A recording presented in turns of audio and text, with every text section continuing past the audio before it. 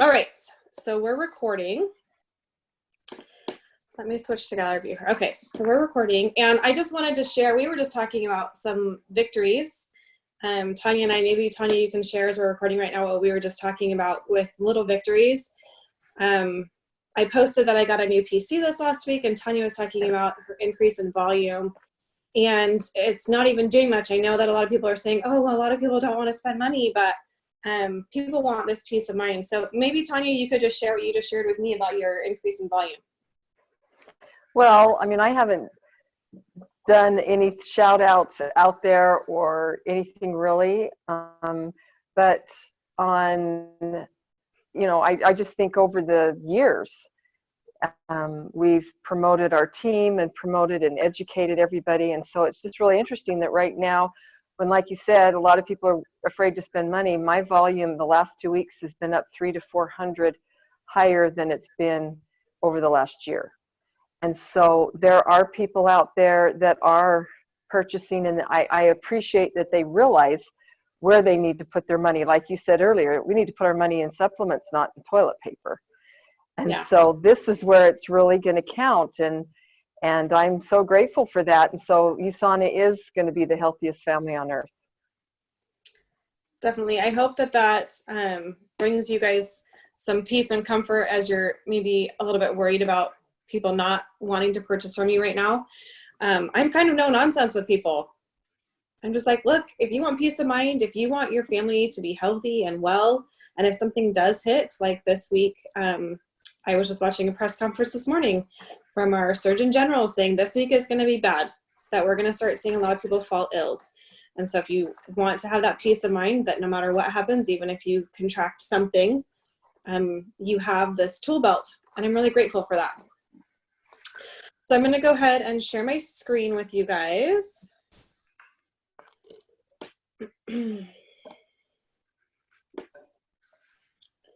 Bear with me here as I pull up my PowerPoint.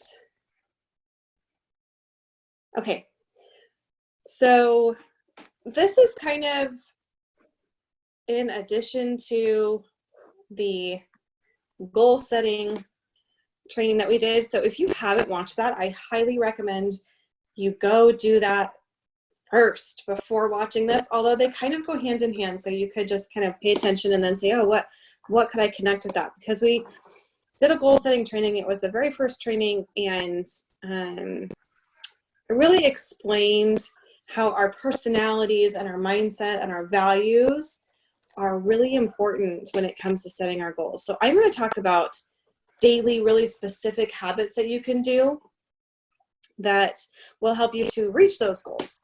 So I believe it was Jim Rohn, and now I can't remember, but one of my favorite quotes was, either you run your day or your day runs you. And I truly believe that that's within the first hour or two of waking up in the morning that you have to decide to take control of your day. That's not to say that halfway through the day you can't go, okay, pause, reset, let's get going. You totally can. But if you really want to have that successful day, I really believe that there is power in morning routines and having a DMO, or a daily method of operation, kind of your non-negotiables that are going to happen each day that make that big difference. So let's start with the morning routine.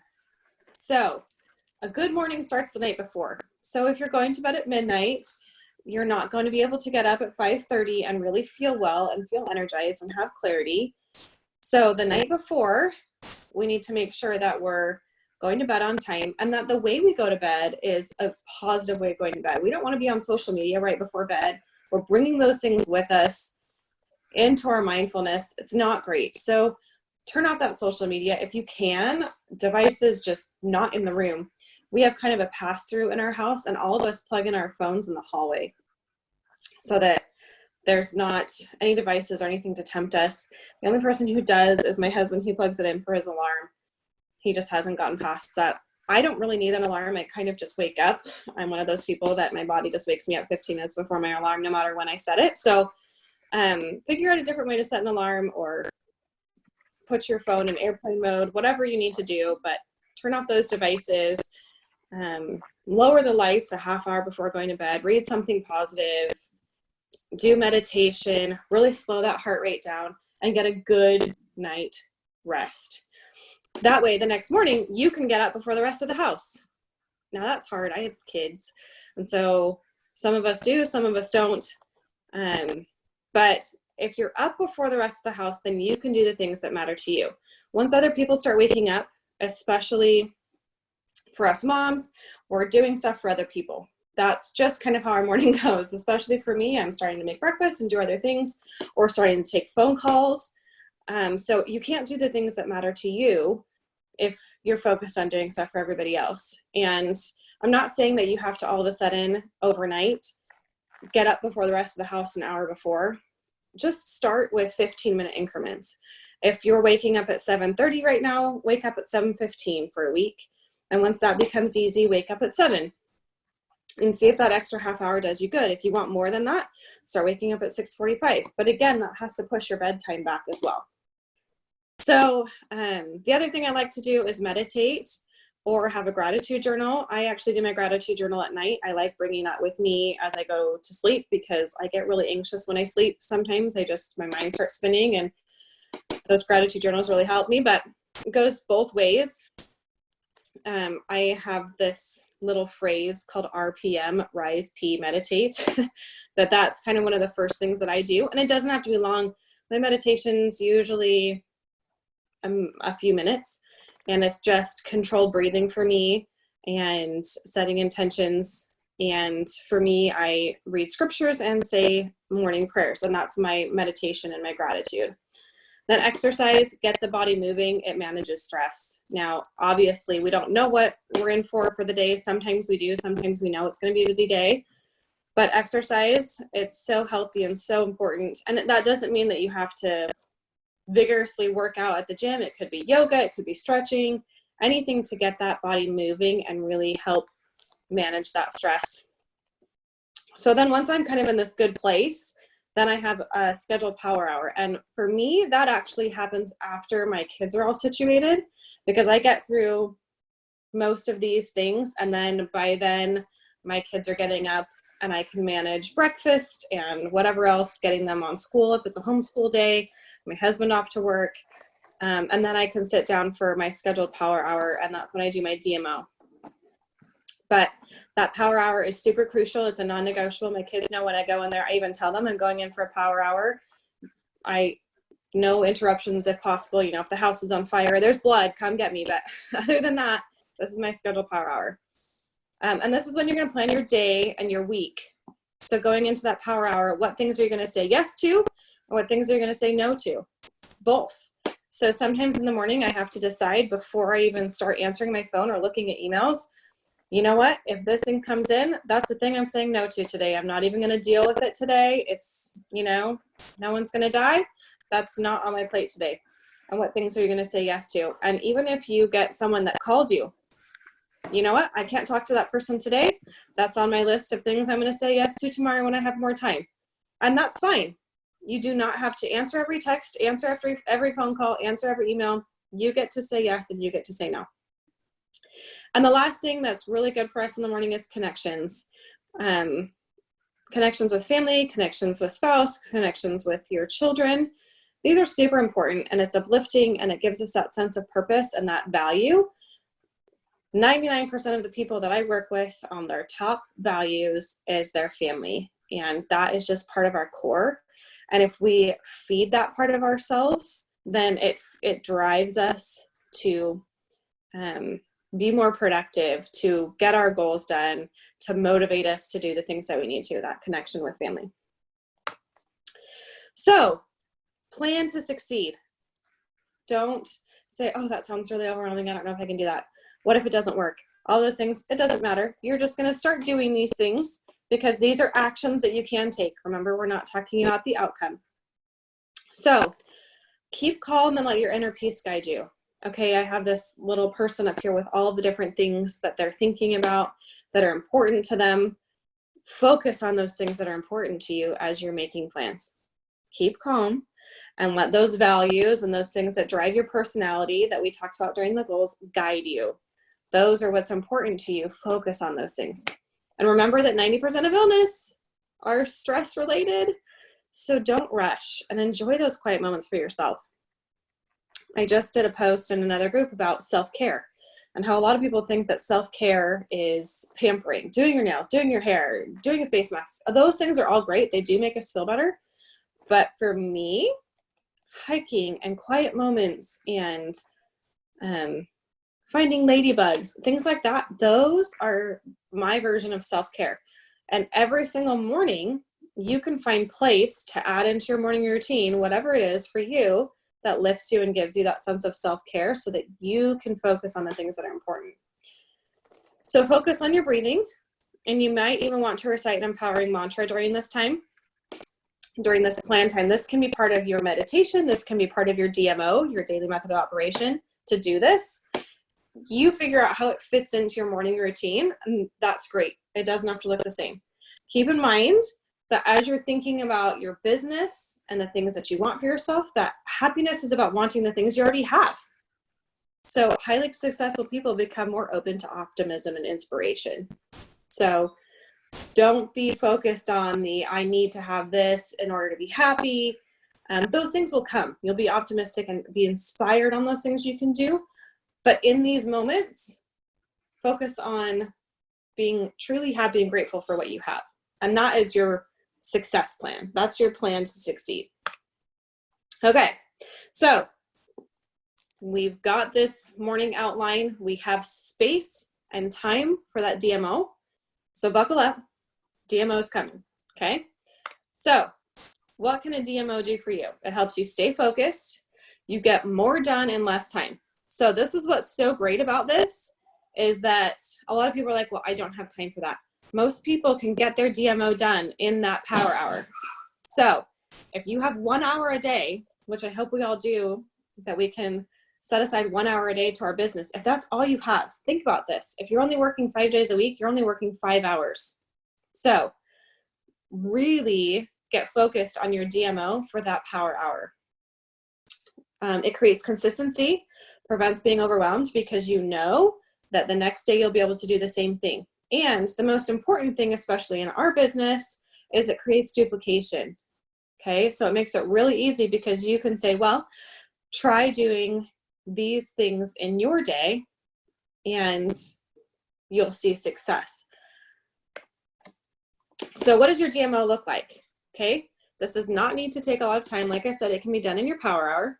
And we're going to focus on the activities. And I'm going to talk about this example of a DMO in just a minute. But we're focusing on the activities, not the results. Sometimes we get so overwhelmed with the fact that we're not making the money that we want to make. The people that we're talking to are not receptive. Whatever it is, remember when we talked about those goals, they cannot be things that we don't have control of. So your DMO is all things that you can do, and it has nothing to do with other people. So we're focusing on the long term, right? This is not a short-term thing. We all know that when we're investing in ourselves and in our business, it's not a short-term investment. This is a long-term investment.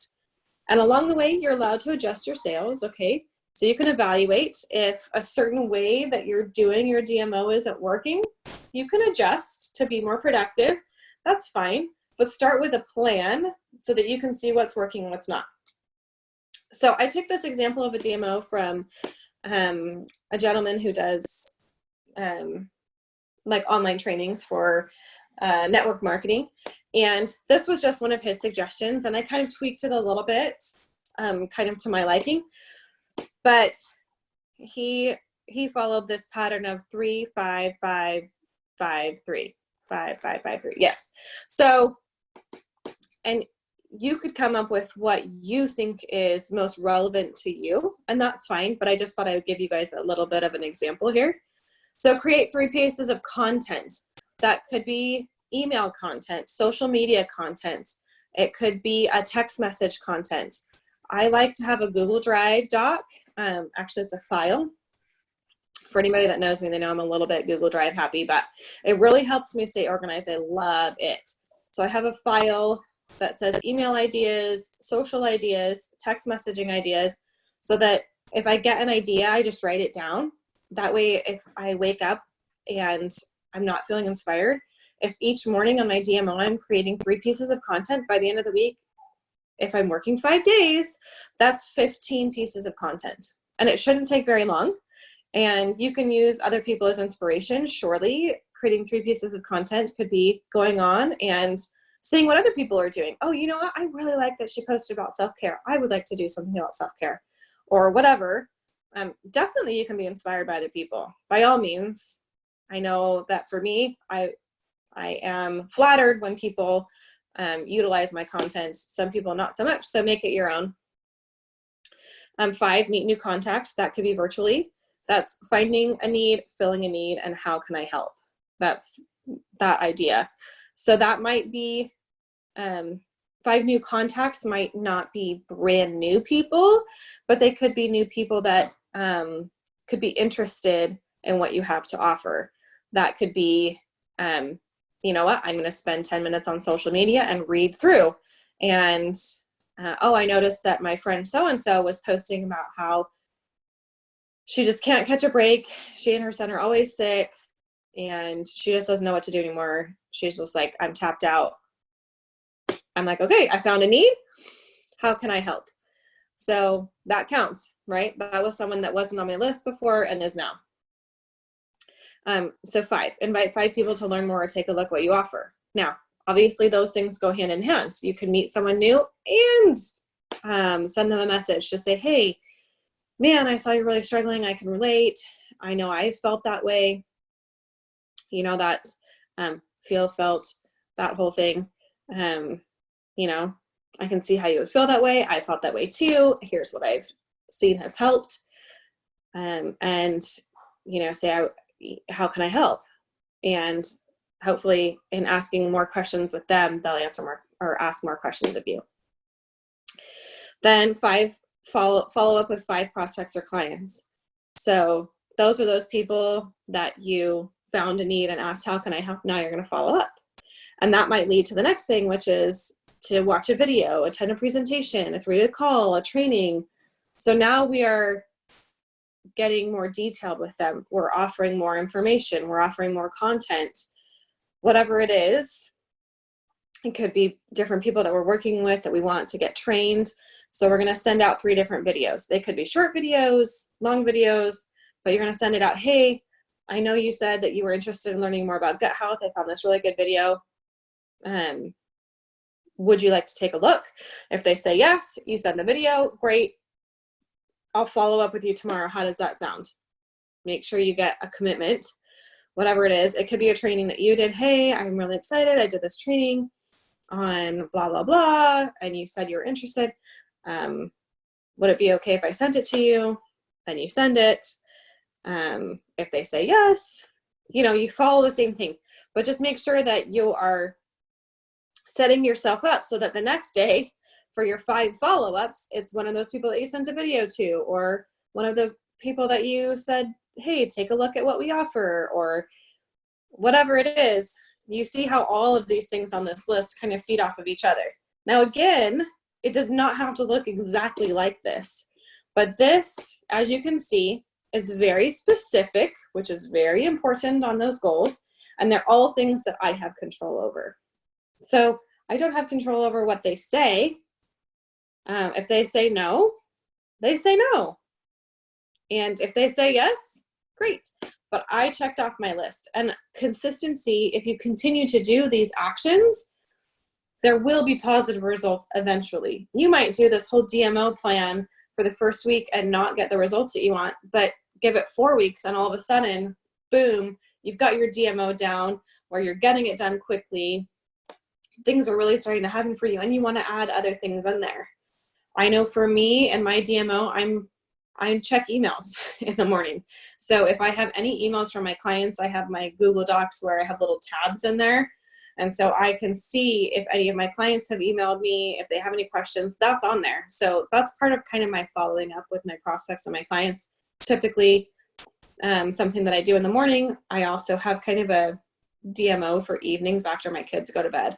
And I follow that same cycle unless something comes up. Sometimes life happens. My daughter had a project and my evening DMO didn't happen that day. And I had to send out an email and say, you know what, it's not happening. So I'll get you what you need tomorrow during my morning DMO. So again, it goes back to my previous slide of, I don't need to be overwhelmed because I know I've created the space for it the next day. Not a problem. And I can follow these action steps. And we could add, you know, on our DMO, if you are a really detailed person, get all these things done. You can put on your Monday DMO, make sure I watch the training in our Elite Leadership Academy. That would be a great part of your DMO. Or go back and watch trainings that you hadn't watched. Read 5 pages from a personal development book. Whatever it is, those are all great. Those are actions that you can take, but decide what it looks like. And you know what? You can go online and look at examples of DMOs, see what other people are doing, see what other successful people have done to create good morning routines, good DMO routines. There's a lot out there and a lot of people willing to share content. This is just one option that you're welcome to take. Okay, so your DMO won't look the same as mine and vice versa, and that's the beauty of being individuals. So if you're in doubt, go back to those values and goals. So you can see the picture that I put in the back was from my previous training on the red, the green, the blue, the yellow. Figure out what works for you. For me, like I said, I love Google Docs. I love spreadsheets. That really works for me. If you're a visual person and you need a whiteboard and you just need to just scribble all over that whiteboard, do it. That's so great. I have the chalkboard color coordinated for my kids this week for homeschool. That works for me. And the goal is for you to figure out what works for you. So when in doubt, refer back to your values, refer back to your core and those goals and that vision of what you want for yourself, for your family, for your business, and make sure that your DMO really aligns with those things. Because if it doesn't, you're probably not going to do your DMO either or your morning routine. So as long as all of those things are in alignment, you're way more likely to do those things. Okay. The end of my slideshow. And I'm going to go ahead and come back. Okay, awesome. So if you guys have any questions, let me know. Okay, here we go. Let me know, and I will share the slides with you guys as well and uploading the slides. I know I got a lot of questions for those last time as well. But I would love to see what you guys come up with for your DMOs. So maybe, I don't know, we could put that as a post or extra comments for you guys to be earning those points for your 90-day challenge, posting what you come up with for your own DMOs, what's been working for you, and maybe we can help each other come up with ideas if we're stuck for DMOs or what has been beneficial as we've been working on that. So I hope you guys have a good Monday and that you enjoy your week despite the challenges. Thanks, Tanya, for sharing your little victory from last week. Appreciate it. Thanks, Shannon. I think today is what so many of us, I know me especially, really need to hear. Our lives have been kind of uprooted over the last couple of weeks, and our schedules have kind of turned upside down. And so I know that this is really what we need. I think you were inspired on this, and I'm anxious to watch it again. I'm actually anxious for my husband to watch it also. And I'm glad you're going to put the slides up, because this is the kind of thing that, you know, most of us have heard this, know this, but we just need to be reminded, especially right now. And I love your idea about really getting some communication going with this. How can we help each other? Because we've all been kind of, you know, knocked off our foundation for a minute, and this is going to help us get back. So thank you so much. It was awesome. Yes, I have definitely felt uprooted for sure. And hopefully getting back to some of these basics will help us feel a little bit more rooted and connected, knowing that everybody else is trying to kind of do the same thing. Hopefully, again, you know, how can we help each other? That's the goal. Great. Thank you. Awesome. Well, everybody have a good day. I hope you're able to watch the replay. Let us know again what we can do to help. Thanks. Bye-bye.